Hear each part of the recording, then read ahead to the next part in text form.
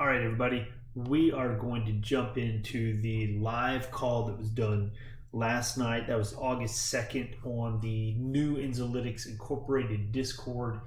There's some nice appearances here from the Godfather and sharing some DD and talking technical analysis and also just introducing the server. I think it's a great call. Anyway, without further ado, y'all, here we go. Let's get into this. TV, man, you have been killing it. I just want to say thanks for the leadership. You have really rocked out this Discord. Thank you so much for all you've done. Problem, man. It's a great movement, man. I love Enzolytics, and I every time I hear those two talk, I just smile, man. For some reason, there's something about those two, man. They're so determined in what they're doing. I just love it, and I'll help out in any way possible. Like I told Godfather, I'll any way possible, man. I'll help out. So it's definitely something interesting, and it's an opportunity that I want to be able to reach out to anybody and give. Shit, my grandma wants to invest in. It's definitely, and it's a stock that I love talking to family. People don't really like to mention stocks to family. And my stepdad's a huge trader in the market, and even I talked to him about it, and he's interested in it. So there's a lot of interest in this stock, but like everyone's been saying, like Icor says, we have to meet milestones in order to get those big dogs to invest. So that's the next milestone is to clinicals, is what I think. So, but yeah, I just love the movement, man. It's definitely going to go somewhere. You said something so awesome. You said you want to give, and I think that's what excites me. As much as the company and what they're doing. Is there something uniquely, just inspiring about this community?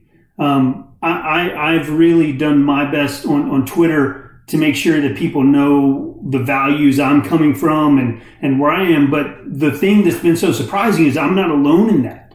There are people who believe there's something worth being a part of. I know we're really trying to do something. Some of the concerns we don't want to see the same energy in this Discord as we've seen in the ENZC Discord, and I'm hoping that resonates for everyone in here. I think the Godfather, his vision for what this needed to be is so inspiring to me because he wants to make sure we've got a community where everyone grows together, and I love the community suggestion of creating that question and answer room. I thought that was phenomenal. A great place where people can very openly ask questions and know that they're going to get the help they need to develop. So if y'all see things that look like bashing, no, that's not cool here, right? We're not. That's not what we're about, and we are a long Discord. So if people that are acting like that's not their MO or where they're coming from, let us know because we want to make a safe spot for people who feel the same way we. I'm really lucky because Dan P is on the call. I wanted to make sure that we had a chance to talk about some of the price action that happened. Y'all have heard us talk about the triple bottom. That's been really exciting. Dan, do you want to throw in any insights on kind of where, because I know you've been diving in deep on triple bottoms. Anything you saw that you wanted to share with the group? Yeah, so I think the first thing is that I want to kind of temper expectations a little bit here. And I'm new, and so I could be completely way off here, but I think it's been said a few times in the technical analysis channel that we need to see this through for another day or two to see if we're going to, really go through a full reversal on this. But man, it's super exciting to see because you illustrated this triple bottom. I think it led a lot of us to look it up, read about it, research it, and then boom, it played out like clockwork this afternoon. The tweet from Intel came out, and it was primed, it was ready, and boom, it just exploded over the next hour. That was insane. Insane volume came in. It was pretty awesome. Yeah. So one thing too that I wanted to throw out here, just kind of in general, I know that there's a feeling out there that technical analysis and charting and all that stuff doesn't really matter in the OTC. Mm-hmm. And maybe I don't know, maybe that's true. But the thing that comes to mind for me is when I was a little kid learning to read, my dad kept on telling me to read the Bible. And one day I was just like, why are you trying to get me to read the Bible? I can't understand any of this. And his statement was, if you can read and understand the Bible, you can read and understand anything. And that's kind of stuck with me. And it feels the same way to me on this with OTC charts. Things can happen so fast. It's like if you can read OTC charts and understand them, you can pretty much read and understand anything in the stock market. Is that on, or is that way off? Well, I think that's a really interesting take.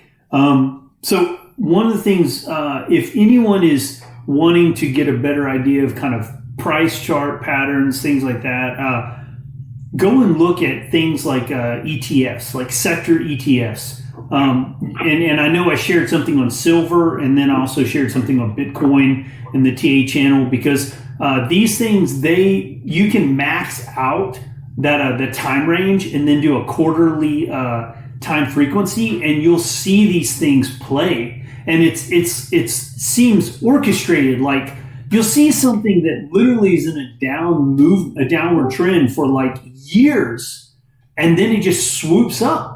Like Batman. It's just like suddenly it's got a new life, a new wind came into it. And I did a video on this, and I think it's really cool, this idea of minor movements, intermediate movements, and major movements. The thing is, with the OTC, we rarely see intermediate and major movements.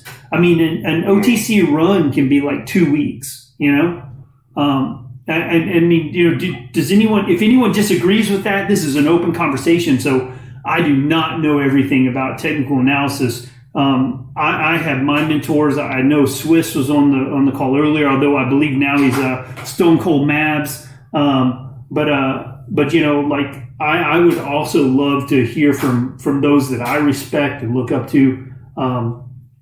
But in my opinion, I think an OTC run is maxed out at about 2 weeks in general. So you don't get the time ranges that you get in like the NASDAQ and the NYSE. But I think Enzolytics is different in that because it had its run and it certainly came down, and now I think it's really getting its feet under it. And, I put something up in the TA channel. I know Dan saw it. And it got some reactions, and it was all about why TA matters. And it's not because it's not like some masterful like scientific thing. It's because it's pure psychology. It's people freaking the fuck out when it comes to their money, and when people freak out, they tend to react, and the reactions they tend to have are fairly consistent. And so I think TA is all about seeing, these are people freaking out, the pressures between the buyers and sellers. And then TA is just people who've got the cojones to say, I'm going to call it and say, this is what it looks like. This is what it's playing out on. And I did some props today for SwissRoll and Wunder, and Dan as well, for being willing to put their reputation on the line to make a call like that, because there is no guarantee. This stuff, Enzolytics could not play out this triple bottom, and instead it could test that support repeated times, and supports and resistance that get tested repeated times tend to break. But when you see something so clean like that triple bottom, you have to know, okay, do I believe in Enzolytics? The answer is yes. Do I think that this pattern has a tendency to play out? And the answer to that is historically, absolutely. Well, at that point, it's an individual decision. How confident am I to put in my money, and how much money do I want to put in on? What are some questions, some TA questions? Because that was something I put out in there that I wanted to have a chance where people could ask about things, and I'd love to hear it. Hey, I just wanted to add to what you were saying there. Please, who is this? It's Swiss. Nice. When you're sitting on Yeah, I'm right here, Swiss. Go for it, brother. when you're sitting on a support like we were today in over the last few days, here and there, we hit 1.5, 1.55. You got about a 50-50 shot. When you enter into a stock at that point, you got about a 50-50 shot of it going up or down, and that's about the best chance you can get in the OTC. That's the reason why when you find a support like we have, and we had a triple bottom possibly playing out, throw it, get some more shares. It's the best chance you're going to have. I love that. You know, and Swiss, we've talked. You and I, man, we've been talking for a while on Twitter. And I know that we talk a lot about trends. We talk about a lot about price action, things like that. I think those things are key. Figuring out where those entries are. And I know that we had who was it? Pony Law, right? No, I mean, you can ask them to check it, but they're going to tell you you probably need a new motor. Pony Law is in here. Yeah. I mean, they don't need Pony, you were talking about finding an entry, right? What was and you were saying that you felt like you jumped in. Do you want to tell us how that played out for you? I'd love to hear about it. I think it's something that I know myself. I did that as well as when I was developing. So I'd love to hear your thoughts on that. Just kind of your story, Pony, if you're down with telling it. Can we get that background noise cut off? Who is that? Hey, Island Life, can you mute your mic, please? Yeah, so if you can go in and select an individual, and then you can mute them from there. I don't know. Jay, you may be able to do that for the whole. Gotcha. For the whole crew, yeah. And I'll be honest, I'm not a smart man. I have not figured out how to tell who's talking or anything like that. But sounds like Dan P is going to be the navigator on this one. I've been really impressed with his ability to figure this shit out. So I got to be honest, talking while somebody else is talking in your ear is about impossible. Sorry, go ahead. Yeah. So this is Pony Law. Nice. Here. Y'all can hear me? Yeah, we hear you. All right, cool. But yeah, it was a rough, dumb decision. I've been ENZC long since February, and my average was 17 cents. I was in a wash sale. I assumed I was seeing, we had support at the bottom. Again, I'm a very beginner trader, so I didn't know too much about the triple bottom, but I was thinking, well, let me just make this other play over the weekend, and then I'll jump back in before the Lonza PR. That was at least my mindset. But today went to show that anything can happen at any time. This is that if you get an entry that you are satisfied with and you feel there is bullish movement, forfeiting your entry is a risk you might not be willing to take. And instead, scaling in and scaling out is a much better approach, because you don't want to, like you said, right? What if this thing turns around, right? And it did. Today did great, 18% last time I checked, around abouts. So scaling out, meaning like, I want to free up some cash, like you said, but I don't want to lose my entry, right? I don't want to lose 17 cents as an entry, right? And so what I'm going to do is I'm going to take off a percentage of my entire position. And then once I take that percentage off, right, then I can do what I want, but I haven't lost that entry point. And then if you decide to re-enter, right, at that point, now I would put that down on based on trend lines or based on supports. And that's the kind of thing I think Dan and Swiss and I and Wunder, and I think there's one other TA guy that I haven't even met yet.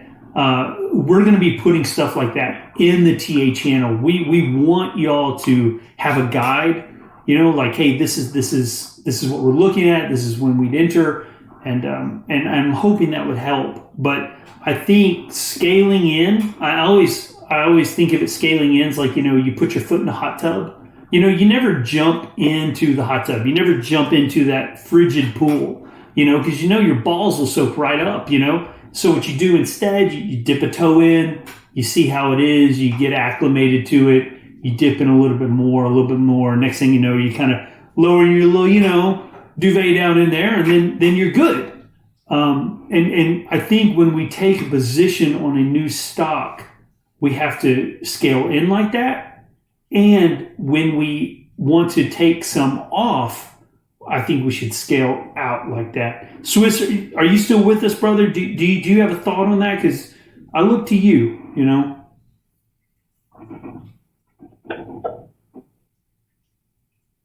All right.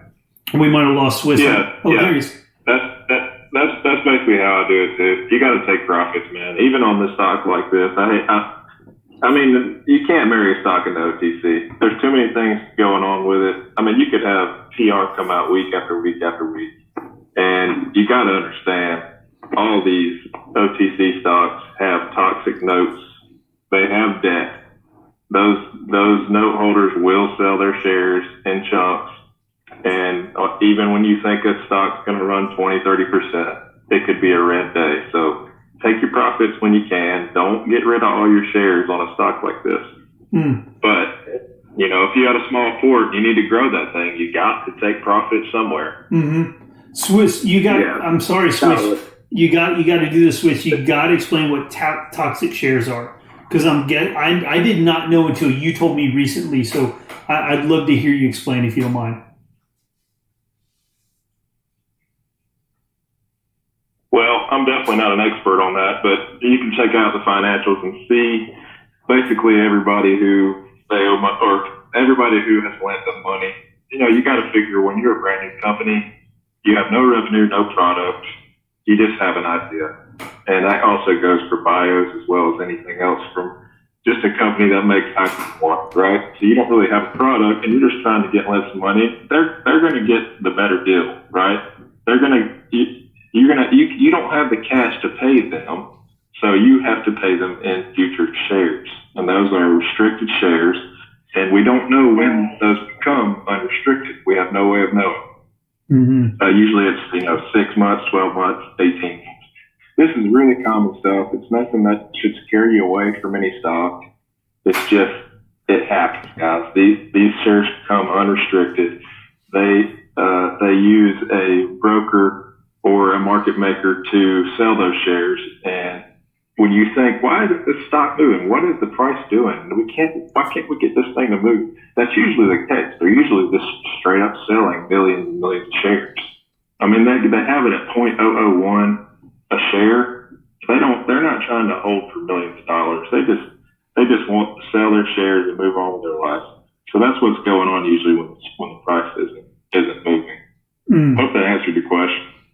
Yeah. I hope that helped everyone too, because he dropped that knowledge on me literally, I think, last week or two. Swiss has it, man. He's an encyclopedia of this stuff, so we're lucky to have him. What about accumulation? Because I'm sorry, who's that? Okay. What about accumulation? Because I know we see that sometimes. We see it with the MMs.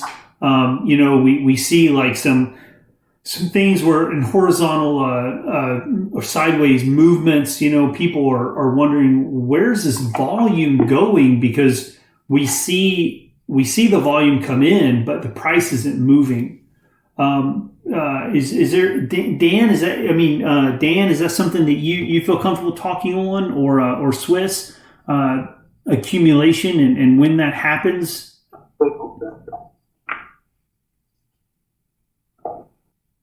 I would definitely defer to this one. All right.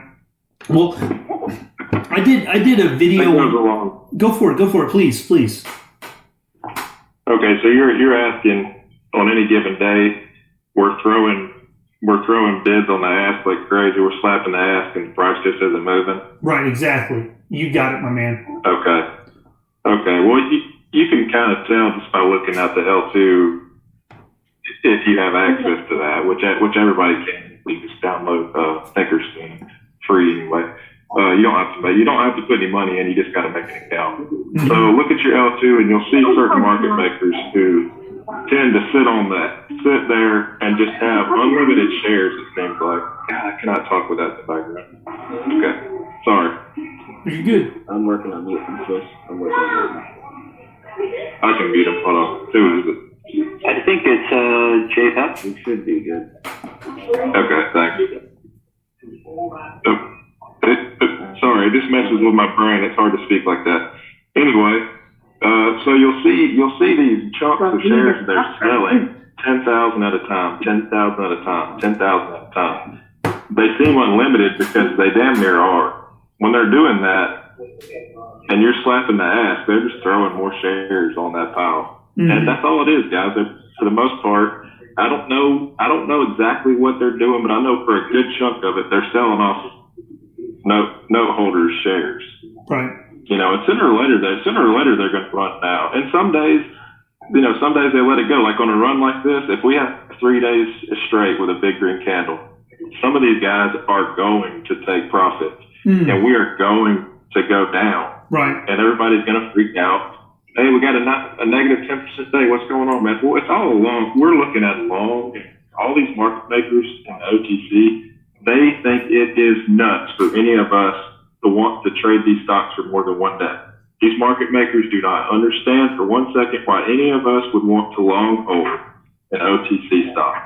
So that's the only real way to beat the market makers at their own game, is to hold long and wait out all these ups and downs. And you're going to get ups and downs week by week. I promise you, they do not understand why you or I want to hold this thing for more than one day. Right. You know, I think that's really spot on, Swiss. And I'll add to that. Like one of the things I talk about is accumulation to build a position. And so what you'll see a lot of people do is they will, let's say, you know, I did this video and I basically gave a really stupid example of someone buying $100 worth at the bottom, right, when we hit a support, and then I rise up to resistance and then I sell $30, right? And it's just enough to where, you know, like basically what I'm trying to do is I'm trying to keep the damn price from running. And this is really common in ascending triangles, which, you know, we're in a triple bottom, but still it's kind of simple. They don't want the price to run. What they want to do is they want to sell some, bring it back down, and then load up again, right? When it hits that support, bring it up, sell some off, but not nearly as much as what they just bought. And that is accumulation. And basically you have like what the Wyckoff, this cat from a long time ago, I think it's like WYCKOFF, if anyone's interested in this. He's got what's called the Wyckoff cycle, right? And it basically is like how a stock moves from oversold to overbought. And you'll hear people like Swiss, Dan, and I will be talking about, oh, it's oversold on the intraday, or it's overbought on the intraday, or, oh, you know, what's the RSI? What's the, I know Kings and Poets and Kings, you know, he's in here and he's talking a lot about, you know, the slow stochastic being oversold. You know, basically this is just all that cycle. Things go down, things go up, things go down, things go up. And some things have a solid trend where things are just consistently moving up. But within that larger movement, remember I talked about major, intermediate, and minor movements. Within that major movement of up, there are all these little minor movements where it's just doing that over and over again. And when things get oversold, people start accumulating. And when things get overbought, people start to distribute, right? They start selling off a little bit of it, right? And you can do that. Market makers can do that. Whales can do that. Hedge funds do that all the fucking time. You know, and that's the name of the game for them, because they're not long, like Swiss just said. They want in, they want out, they want profit, they want to ride that intermediate market. And most people would say you can make more money on an intermediate move than you can on a major move, because you're only in there for the main thrust, and then they're out. And so that's why we see that volatility. I don't know if that was helpful or not. I think I kind of rambled, but fuck. What about some other? Go for it, brother. What you got? just real quick, just a public service announcement here. If you guys are on your PC, mute your mics if you're not ready to talk. We want everyone to talk. We want everyone to chime in and give their thoughts and feelings here. But if you're not talking or not ready to talk, go ahead and mute your mic. On the PC, it's on the lower right by your username. On your phone, it's just going to be at the bottom of the phone there. Just make sure that that mic button's muted. That way there's no background noise when people are talking. They can keep their thoughts rolling. One thing, Jay, that I wanted to talk about is something that's been on my mind for a little while. We had that huge run up in February, and we have this period of, kind of long bleed and then some consolidation and accumulation.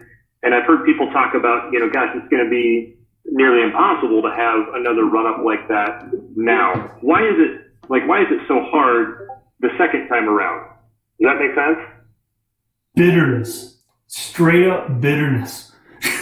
I mean, look at the short interest on Enzolytics. People have created this negative energy. It's like the dark force. It's like they created this, and now there's doubt that wasn't there before. You got to realize OTC is all about the story for the most part. I'd say 80 to 90% of stocks that move in the OTC are moving on a story. They're moving on potential. People like the story that's being told. The thing is, in a lot of ways, Enzolytics' story has been told. And so you've got people that said, that story didn't work out. And now, as you've got people like Godfather, you got Bowman, you got the DD Kings, and they're saying, bullshit, that story hasn't even begun. And that's what's so exciting, because we think we're on something that is not necessarily common for the OTC, and that's a second intermediate movement. That's this idea that there's about to be a significant uptrend that could develop out of this, and we're all just giddy as shit. We're just thinking this is about to get really exciting. And if you look at any of the videos I put out, and you'll notice I tend to go back to the 1 year time range and the weekly time frequency, and I'll point to that slow stochastic. And I'll just pull it up just so I can make sure that I'm not talking out my ass here. But I mean, I've my slow stochastic, I always have it set to 21, 14, 14, because I'm looking for long movements. I want to be there and I want to ride it. And if anyone's on, I use bar chart. They don't pay me or anything, but I do have a free premium account. But you can do this on the free version too. But if you just go to ENZC and do the 1 year time range and then the weekly frequency, and then have a slow stochastic indicator there and set it to 21, 14, 14, you'll see what I'm seeing, and it's really exciting because it's curving up out of oversold, and on a setting like that, if it rocks, which we're all confident it will, we're gonna walk away rich as fuck. We're gonna step back and just say, holy shit, we really caught that wave. It's going to be insane. That's my personal view. I mean, people can disagree with it, but I'm just sitting here looking at the chart right now, and I'm just, it's one of those moments where I'm just like, wow, I just can't believe I can be a part of this, Hey, and speaking of that, you're looking at that chart right now. I'm looking into next go around on this. I'll try to set up a call to where we can share screen so that we can see that chart that you're looking at. Because I think, visually, this technical analysis is going to make a lot more sense, especially to people like me that are newer to charting. It's going to be great to see this in action. What you're looking at, whether you're looking at a 5-day, a 1 day, 6 months, the time frames, everything that you're doing on the chart, I think it'd be awesome. If you guys agree, if you guys want to see that too, go ahead and you can DM us or just send it in the regular general ENZC chat. Let us know, and we can set that up next go around. Absolutely. And I would have done it if I was just smart enough to figure out how. Yeah. And the other thing is, mentions share screens. I'm sorry, by default deactivated, but if you want to share a screen, I think you have the ability now. Nice. Great. I'm going to avoid doing that here just because I don't want to look like an imbecile trying to switch things up, but I would definitely do it on the next call if that's cool with everyone. Does that sound all right? Do it. We'll do some test runs before then. Nice. I like that. I like that. Yeah, on a PC as well to do it. Let's take some questions. Let's take some technical questions if y'all are game. We've got some good heads in the room. What are thoughts? What are concerns? What are questions? What are people thinking?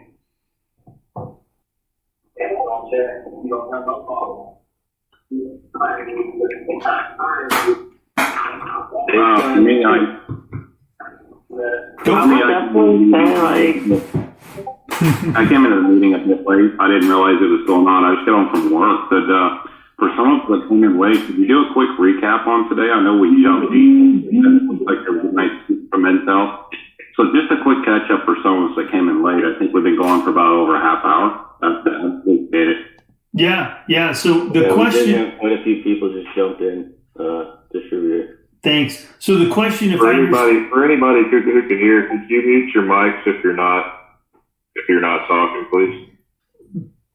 So the question, just to confirm it, can we review what happened with Intel today? Is that correct? The gentleman that asked the question?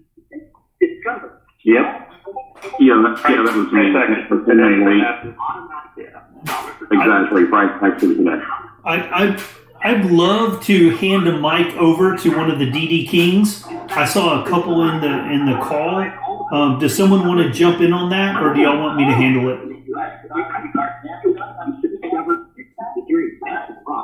Learn more at discover.com/yes. We've got to get everyone to mute their mic if you're not actively talking, please. Yeah, On your phone, down the bottom. Yeah, and then on the PC, it's down by your username.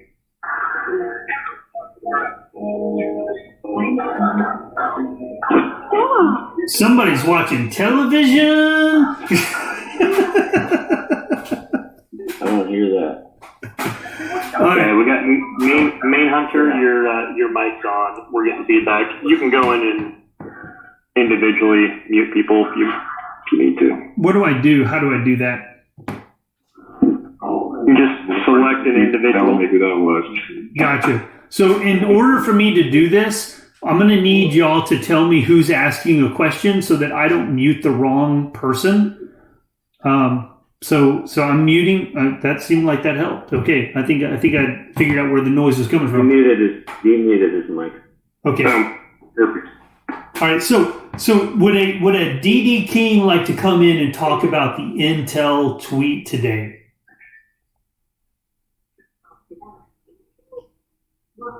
Mark is on. Who else is on? We got Godfather. Yep.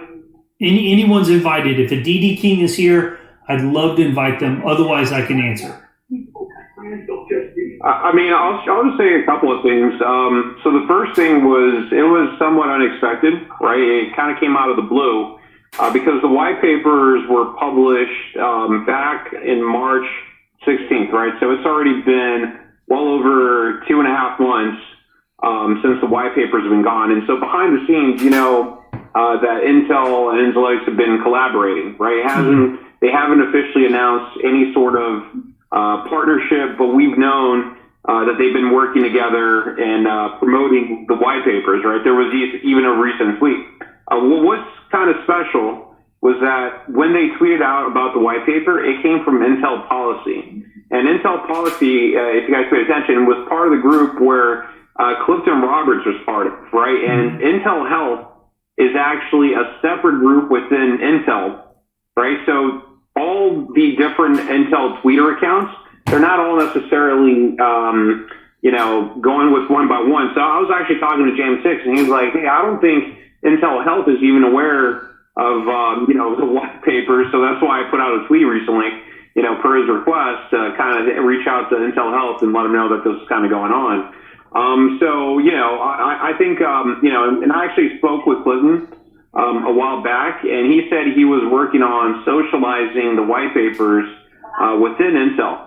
right? So between their scientists and their programmers and all that, they were trying to get that information out. So what really made that tweet special was that this was coming from seemingly a different branch of Intel, right? So they kind of broke this silence that they haven't really talked or spoken about for a while. And that's where a lot of us are starting to speculate that, that there's more coming out of this, right? I mean, it's just speculation right now. It's just, hey, what if this tweet was, leading up to something else? I mean, we've always expected that there would be a review with the health ministry of Estonia, and so we would have some sort of partnership. So I do think we're somewhat getting close to that. Obviously, I have no idea in what form they're going to announce it, and or when they're going to announce it. But all this tweet today was leading up to that, where many of us were kind of expecting that there's some sort of news kind of in the horizon. That's at least where my mind's at. I'm thinking, and I'm actually hoping to hear something about it, this month. Obviously sooner rather than later. And then, of course, there's the whole entire Lonza press release where those inaccuracies that they mentioned need to be fixed, and hopefully that gets republished, and hopefully this time in the form of a joint press release. So there's a lot of exciting stuff, and I think the movement today was driven by that expectation, or really anticipation, that some folks may have forgotten that, hey, we have this deal with Intel in the background that's only starting to come to fruition now. So hopefully we'll hear more about it. But those are at least the two most imminent catalysts, is both the Intel and Lonza coming out, and more information coming on that. That's beautiful. That's so solid. Thank you for that. Thank you so much. Those of you who are interested in what Intel's doing, I believe it was Clifton that said that he had to get the white paper approved by Intel Health. He said that in one of the early, I think the first video, if not the second one, and said that he had to get it approved by them. And of course, they were in sponsorship of it, and that they were planning a PR or something like that. Tweet, they were planning to announce it, and we might have seen the first bit of that today. So looks like things are holding true, but everyone needs to remember very clearly, I think the biggest thing Intel's dealing with is a semiconductor shortage, right? And so this kind of stuff's exciting, and a lot of things are happening behind the scenes on Intel. For instance, and I'm going to say the name of it wrong, but it's basically like the Foreign Government Advisory Committee that they formed, and they brought in all these big guns. Like, I think one of the cats is from Boeing or something. Like, there's a lot of European knowledge in there. I believe there's an ambassador as well. Again, this is just me recalling my own DD when I did it, but I think we're going to see more European policy play out with Intel, and I think Clifton Roberts' new job title ties into that really nicely, because I think he is still driving the bus. I mean, do you agree with that, Godfather? Do you think Clifton's still driving the bus on the Intel thing, or do you think that's enlarged?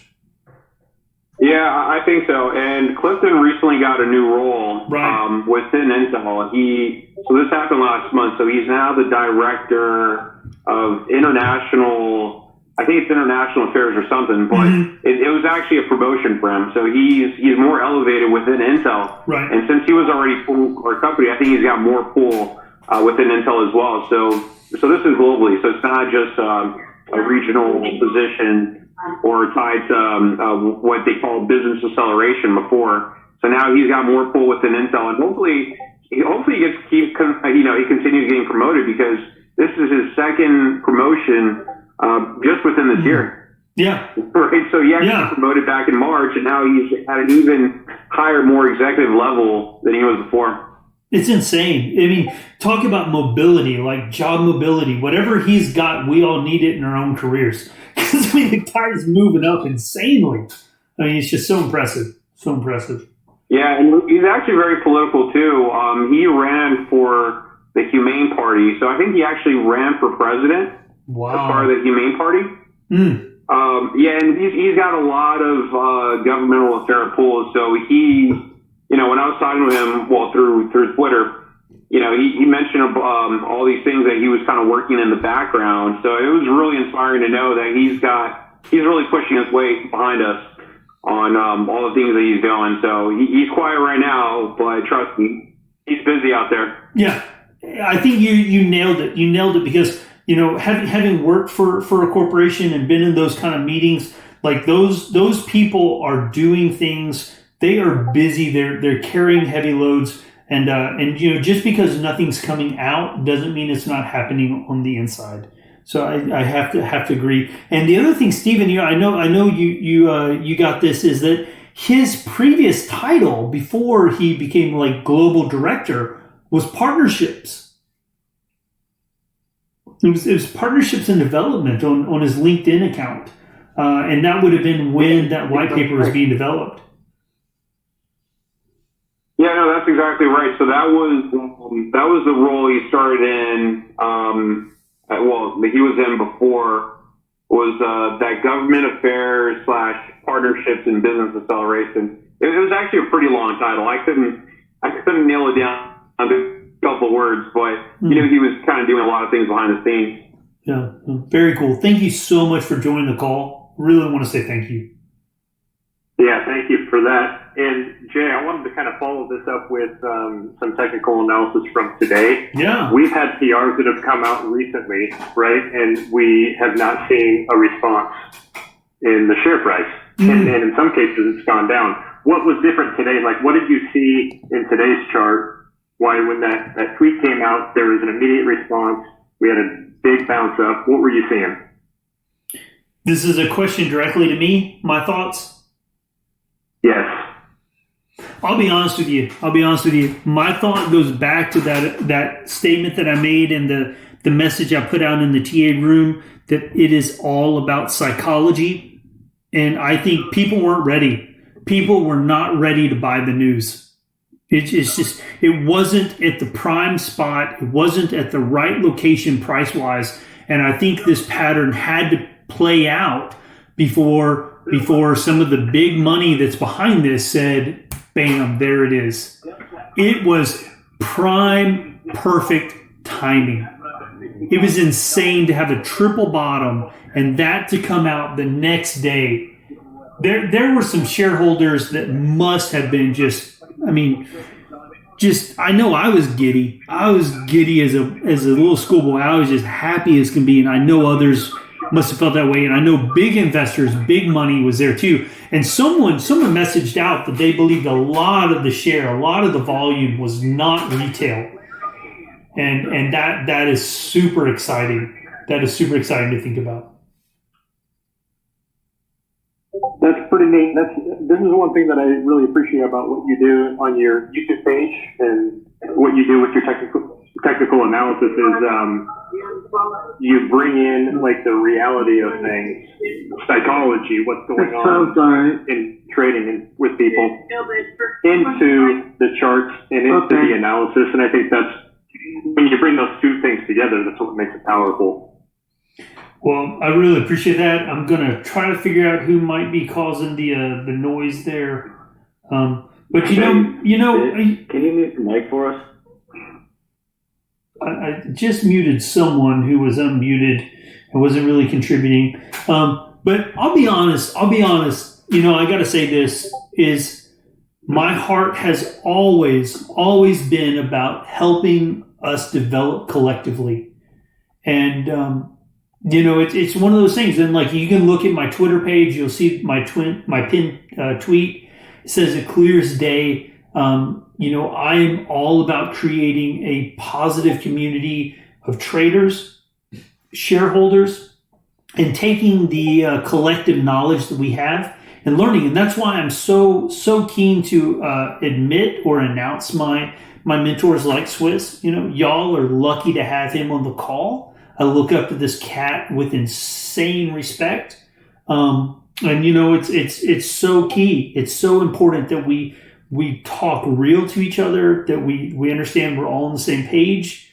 But at the same time, we've got to protect what we've built. What Godfather has done here in this Discord has to be protected, and we need to make sure that someone doesn't come in and crap all over it. and that's just a key position of mine. And I know there's some people behind the scenes that are in strong agreement of that. I want to say thanks. That's a really kind compliment that you threw out. But no, we are all contributing. I have been supported personally by so many people who chose to remain anonymous. The person who started designing the thumbnails that I use for the videos, that was someone that came out and said, I made this because I dig what you're doing, I dig what we're doing, but I don't want any recognition for this. Someone who came in and helped me clean up my audio problems on that channel. And I'm not trying to talk about the Disruptor or YouTube thing. Like that's not what I'm about. What I'm trying to say is that we all contribute in our own way.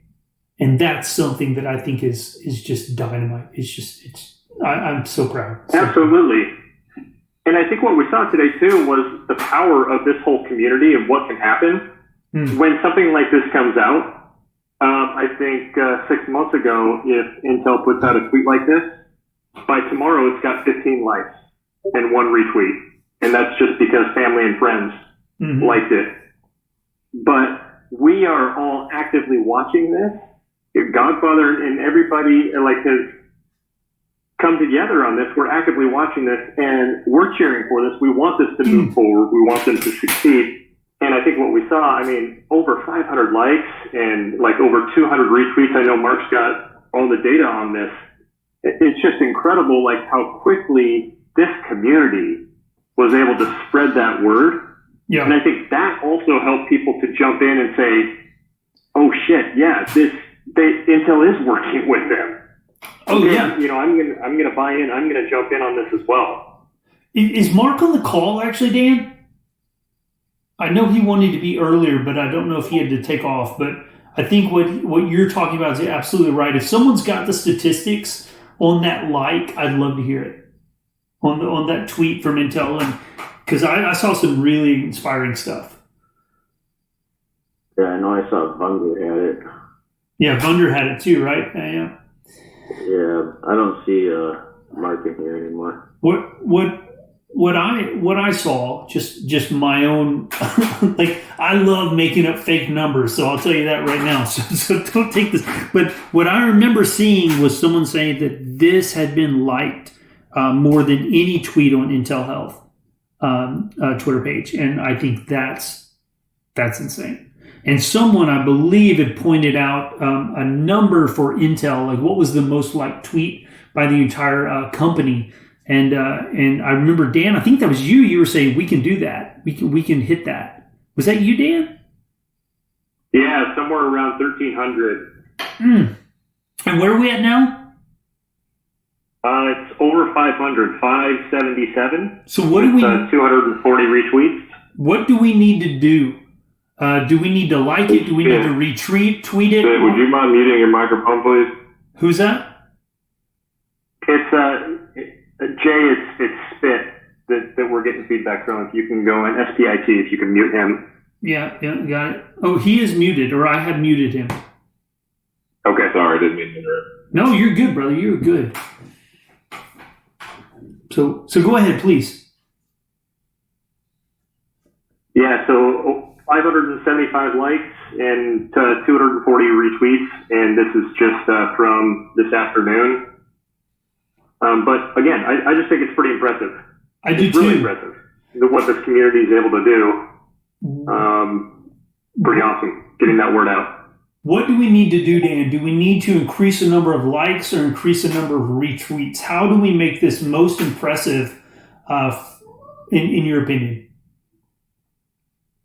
That's a great question, and this is definitely not my area of expertise, is the social media side. But I think, just what we're doing right now, liking it, retweeting, and getting people's eyeballs on this is the best way. I sent it off to my wife, and she has kind of circulated it amongst her friends that wouldn't normally be looking at an Intel Health tweet or something to do with Enzolytics. But when they get their eyes on it and they look at it, they're like, wow. So what are they doing? How is Intel? I thought they were doing computer stuff. They're working with a healthcare company? Right. So it's all the right questions that I think is the kind of stuff that we want. We want eyeballs. We want people looking at this and reading them, getting to know this a little bit better, and people start to investigate it. And shoot, I think that's the kind of thing that catches fire and starts a movement and starts change. I want all of y'all to encourage everyone you know to go and like that tweet, because I guarantee you, if we can make Intel realize they're playing with something significant, this will snowball for them. I just can't help but to believe there's a marketing director at Intel that's going to catch this and say, holy shit, what are we holding here? And I know there was one time when I asked everyone to retweet something that we had done with Intel, and the response was unbelievable. And from that kind of from that sort of like highly focused intent, we've seen some great reactions from Intel. I know I was flabbergasted when they tagged me in something. Like, I was just like, whoa, I just got tagged by Intel. That is insane. And I think we have every opportunity to move the needle on this, every opportunity, but we need to be seriously focused in doing so.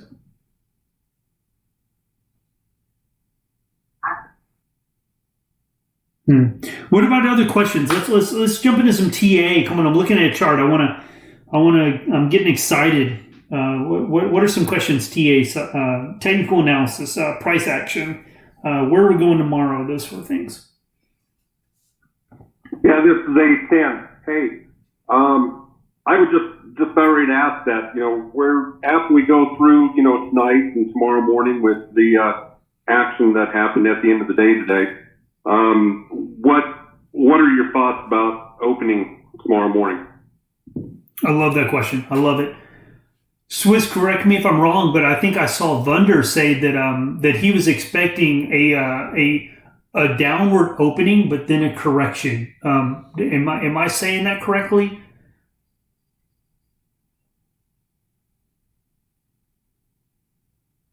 All right, I just wanted to give Swiss a chance to jump in if he wanted to, because I know Swiss has been eyeing this pretty closely.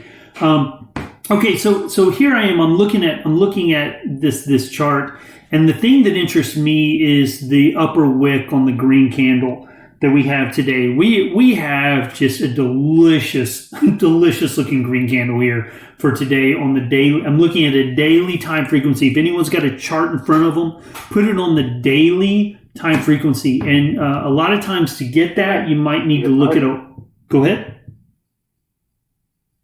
To get that, you might need to look at the 1 month time range or the 3 month time range. So if you're looking at, I know I use E-Trade sometimes, it doesn't allow me to change the time frequency, but I can say 1 month or 3 months, and that'll give me a time frequency of 1 day. So a daily time frequency. So look at that. And then what you'll see is a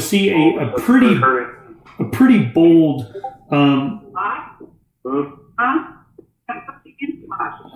gonna mute somebody here real fast. I'm almost probably to use it. But it was hurting before the cost.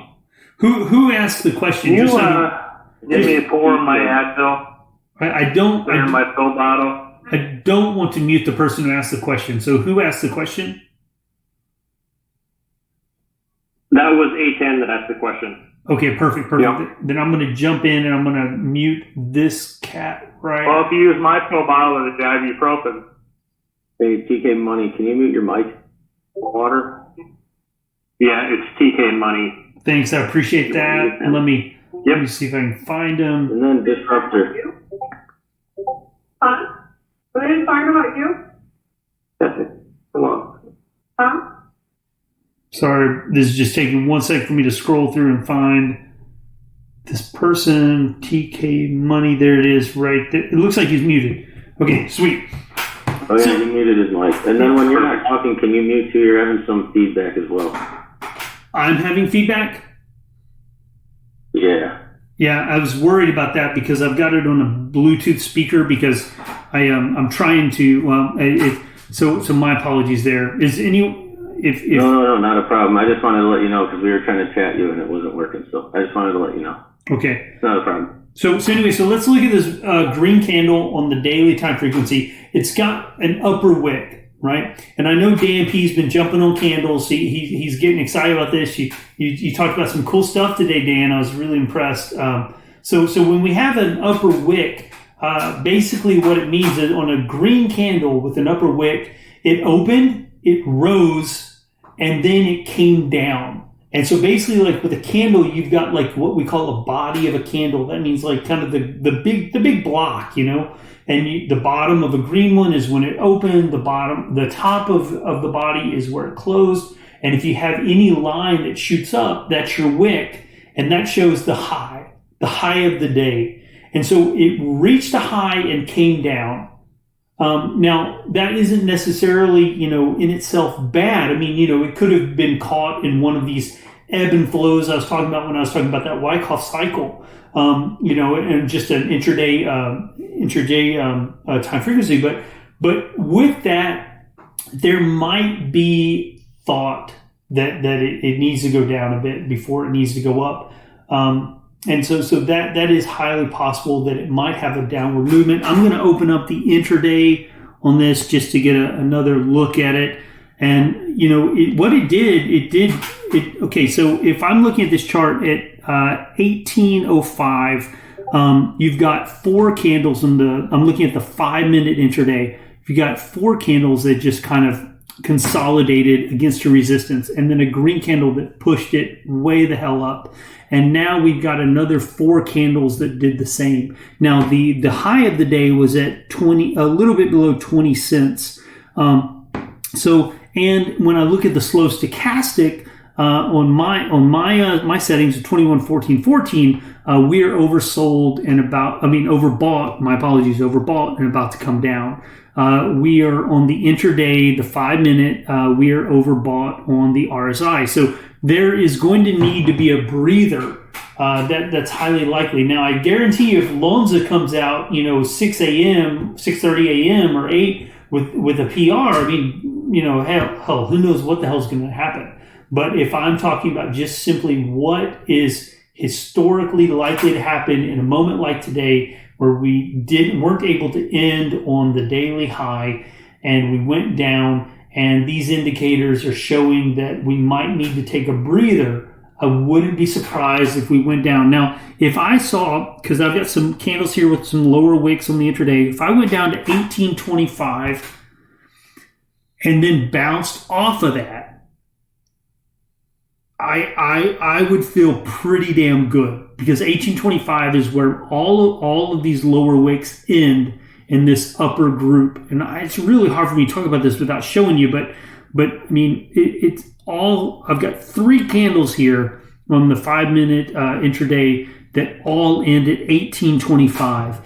If we hit that and bounce up, I would feel great. Now, I think another thing we need to talk about is you could draw a trend line on this. Now, I know that we don't have a lot of action here yet. I mean, it was a great day, but we haven't seen a full pattern develop. But right now, I can just drag this trend line, and I'm just going to do it just to tell you what I'm looking at. I'm going to drag a trend line. I'm going to click it at the bottom of this massive green candle here, and then drag it up through this movement. And I would not be surprised if you had 1822, if it came down to that. And I would probably load up tomorrow at 0.1855. And if it went below that, I would think, okay, hold on. Let's see what happens. Let's let it take a breather and then regroup. Does that help? Did that at all answer your question, or did that only confuse you? Because without the visuals, it is really hard to talk about. No, that was great. Thank you. Any other questions? Dan, you want to jump in? You want to talk about anything that's interesting to you? Yeah, I would love to know. So you were talking about it being overbought. What on bar chart, like what settings do you put on to see when we enter overbought or oversold? Yeah. And again, the reason why I use bar chart is because I'm cheap. So it's free. So there's a free version that allows you everything I'm using as far as charts go. And yeah, I mean, you can use on Thinkorswim or I think Charles Schwab has one of these massive programs, but those things just are so not user friendly for me. Bar chart's pretty user friendly. So for me on the slow stochastic, I'm probably an outlier in that I use 21-14-14 on my indicator again because I'm not a scalper. If I were scalping, I'd probably have a lot tighter settings. So that's what I do. And on the RSI, I think it's pretty much standard that people use a 14 period setting on the RSI. And the real confusion gets when someone's talking about, oh yeah, I'm this. I remember Swiss, we used to go back and forth, you and me, because I'd talk about what's overbought on the intraday, and then Swiss would be like, no, on the 6 month, we're totally great. And I was like, yeah, I know, and that's where it can get confusing, is it's all about time frequencies and time ranges. And again, just because I know the questions I get in my DMs, I make videos about that in the trade school playlist on my YouTube channel. There is a video specifically about time ranges and time frequencies. And there's also a video, I believe, on the slow stochastic. And if there's not, that might be in one of the Enzolytics videos. I'll make one in the next day. Great. I know we've hit an hour. We've hit a little beyond. I'm happy. I'm enjoying the conversation. I'll answer some questions, but I know the group is dwindling. So does anyone have a question they want us to jump into?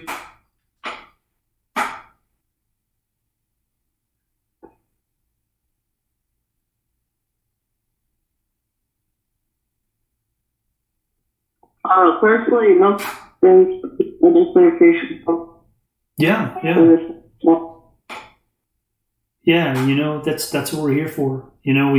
I think Godfather's created an amazing server, and we want to make it to where people feel like they can ask questions and get good answers, and then take those answers and let that inform your decision, but realize these are all your decisions. You've got to be comfortable with it. You don't want to lose sleep, So just because I say I do A, B, or C, that doesn't necessarily mean it's the right fit for you. So keep that in mind, Joe. Hey, I got a quick question, Disruptor. I caught on the live voice on the Discord. Apologies, 20 minutes too late.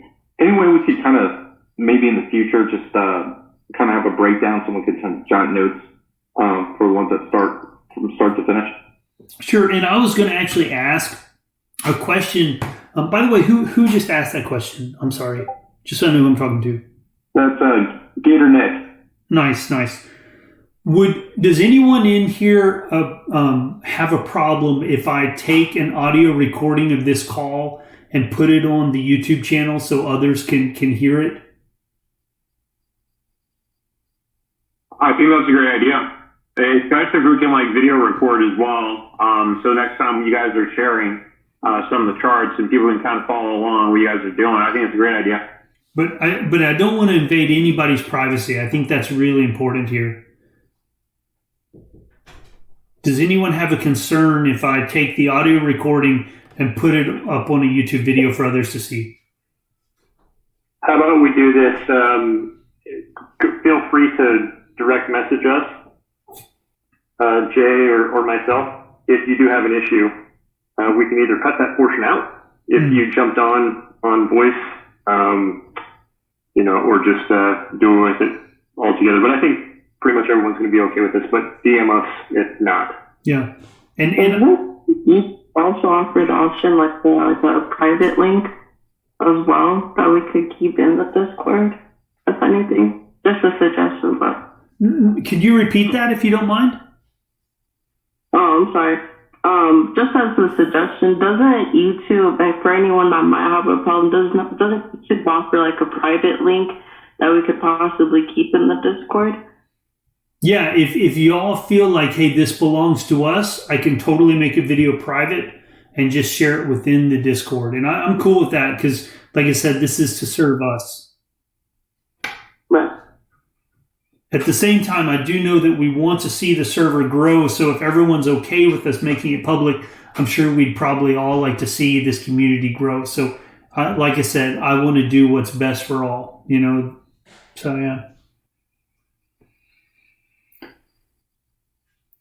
And I gotta say, you know, props for the ladies in the room because, you know, this is such a field that seems to be dominated by dudes and dunces. You know, we need some wise women with us. So anyway, just cheers. All right. Anyone else got a question before we move on or before we end the call?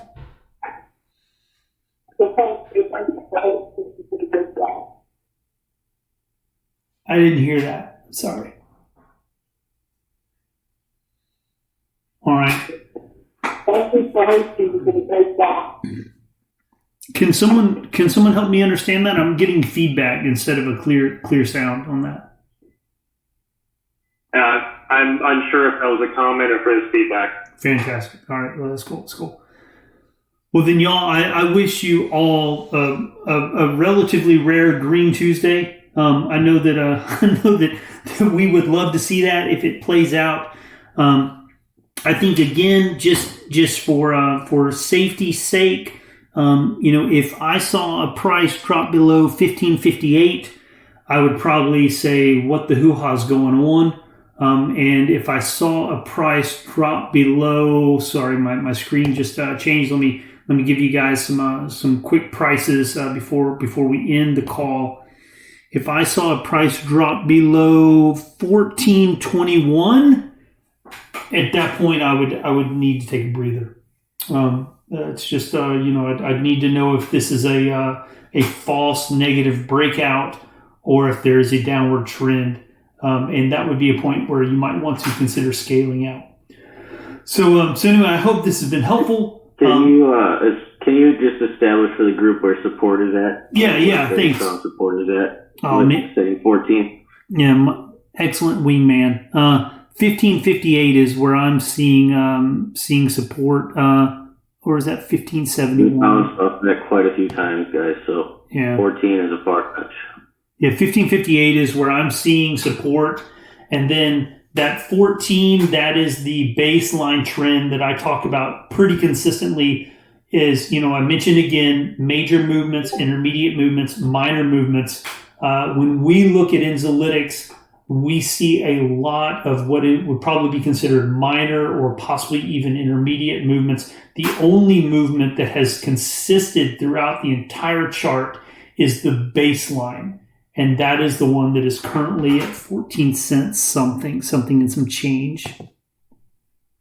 I hope that's helpful, y'all.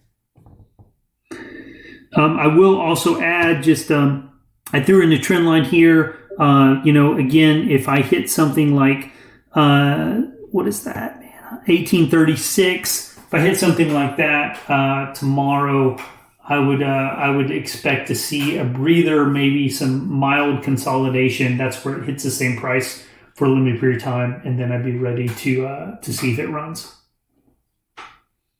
Cool. This has been awesome, y'all. I'm so proud of what the Godfather's done. I'm so proud to see everyone joining this call. I'm just honored to have this opportunity to talk to y'all. I wish it would have been more interactive. Hopefully we can get the Godfather to announce when the first Enzolytics conference will be, and we can all sit together and slap hands and say congratulations on a job well done. So thanks, everyone.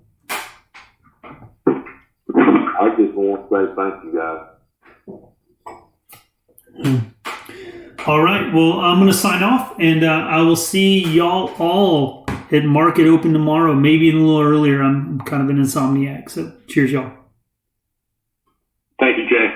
Later, Take care, man. everyone. Have a good night, everybody. Thanks for tuning in. Thanks, y'all.